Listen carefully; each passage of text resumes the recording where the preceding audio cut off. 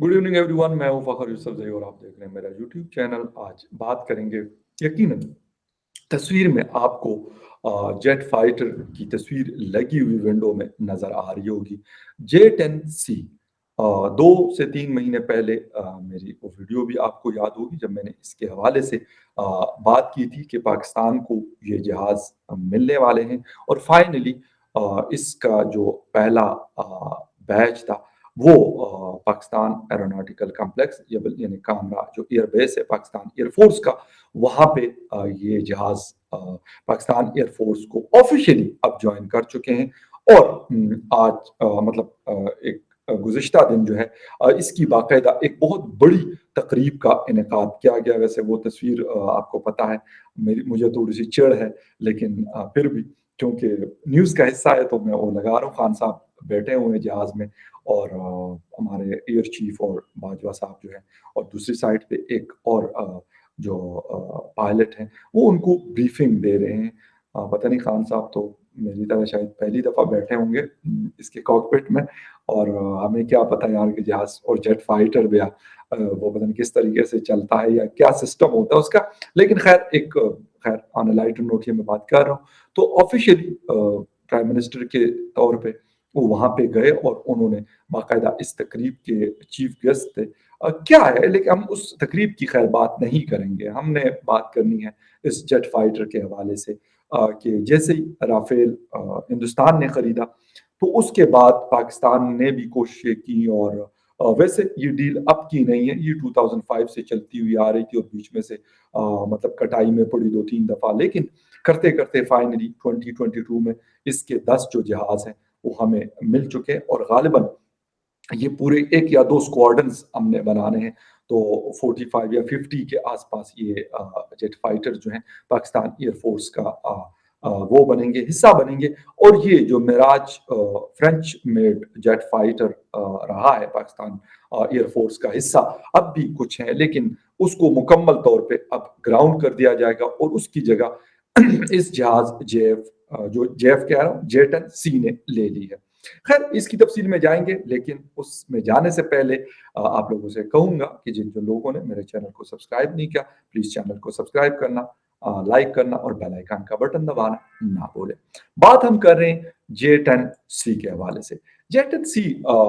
एक जिसे कहते हैं कि चाइनीज मेड जहाज है। चाइना ने इसको बनाया, लेकिन इससे पहले मैंने इसके ऊपर एक आर्टिकल पढ़ा था, कुछ अरसा पुरानी बात है, और उसमें ये लिखा गया था कि ये जहाज अमेरिका से इसराइल, इसराइल से चाइना और चाइना से पाकिस्तान जो है ये जहाज, हालांकि उस वक्त मिला भी नहीं था, लेकिन ये आवाजें आ रही थी कि ये जहाज मिलेगा तो ये एक इसराइल का मॉडल या मेड या इस तरह की चीज बात हो रही थी कि ये जहाज जो है अब पाकिस्तान में आएगा। तो यकीनन चाइना और इसराइल के ताल्लुकात हैं, तो उस थ्रू और अमेरिका और इसराइल एक दूसरे के, जिसे कहते हैं कि उनका चूली दामन का साथ जिसको कहते हैं, दोनों के बीच में है। तो जो चीज़ भी अमेरिका बनाता है तो तकरीबन उसका इस्तेमाल इसराइल के लिए वो देते हैं उनको। कोई भी वेपन वो बनाते हो, जहाज बनाते हो या कोई और चीज़ वो बनाते हो, तो वो ये देते हैं। अच्छा, एक चीज़ 2 चीज़ें ये हैं कि एक तो ये जहाज़ जो है आर्मी चीफ ने यहाँ पे हिस्सा लिया, इमरान खान साहब गए, एयर चीफ मार्शल जो है ज़हीर अहमद सिद्धू साहब भी वहाँ पे मौजूद थे, और उन्होंने कहा कि ये जो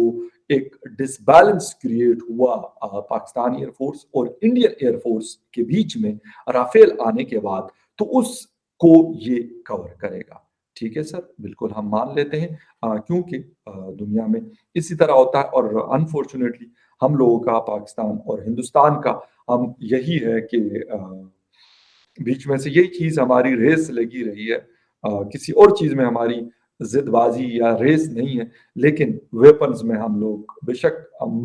वही वाली बात है, पेट में हमारी रोटी हो या ना हो, लेकिन जो इसके बारे में मुझे इन्फॉर्मेशन मिली इस जहाज़ के, तो गालिबन ये $480 मिलियन से ऊपर का ये प्रोजेक्ट है। 48 करोड़ डॉलर इसमें लगे हैं और यकीनन मज़ीद भी लगेंगे। लेकिन खैर अब क्या कहा जा सकता है। इमरान खान साहब ने कहा कि हमने टैक्स बहुत ज़्यादा कलेक्ट किया है, تو اس وجہ سے ہم عوام کے اوپر بھی لگائیں گے اور اپنے ڈیفنس کے اوپر بھی لگائیں گے۔ عوام کے اوپر تو یہ لگ رہا ہے کہ ہر چیز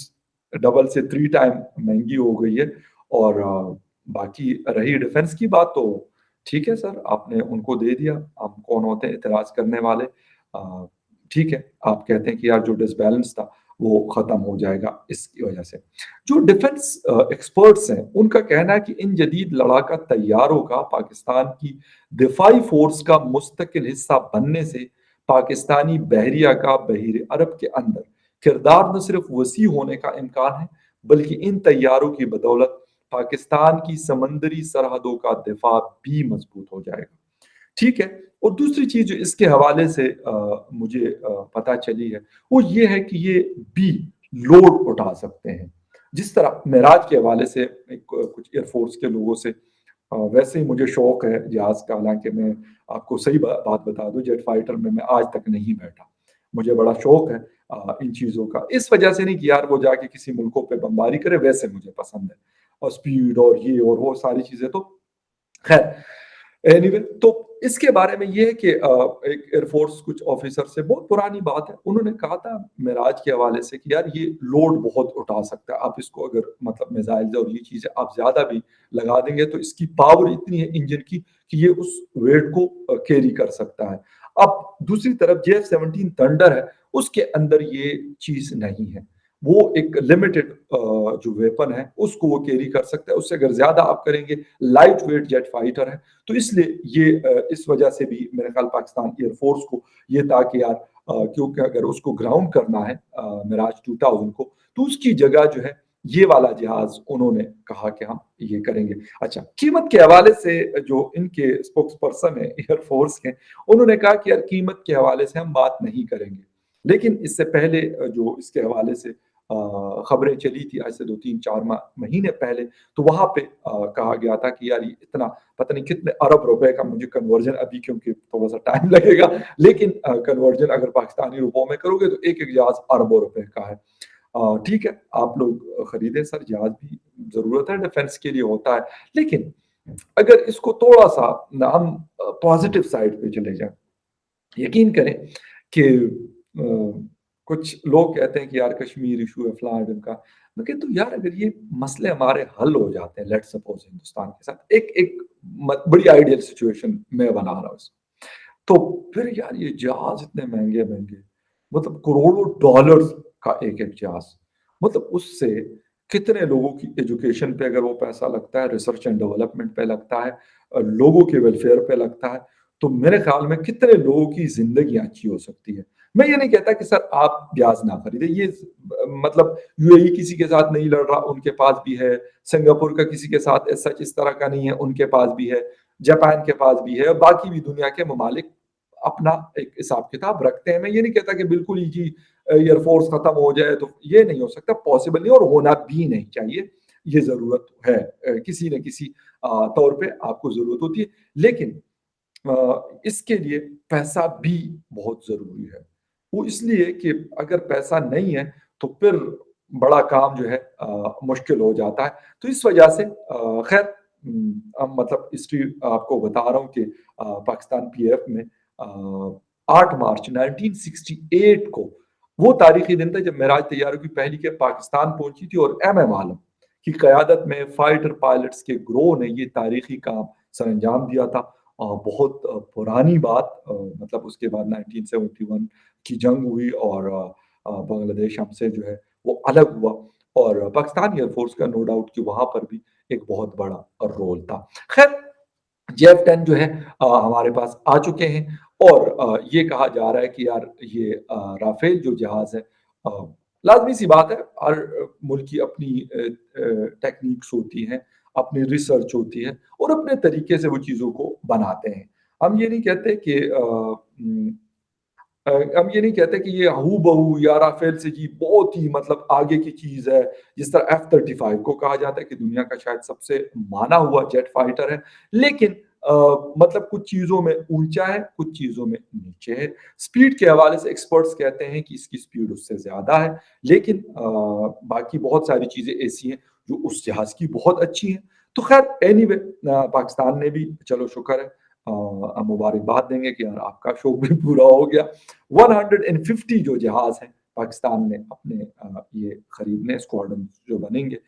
जेट-10 सी के, तो वो 150 जहाज़ है और ये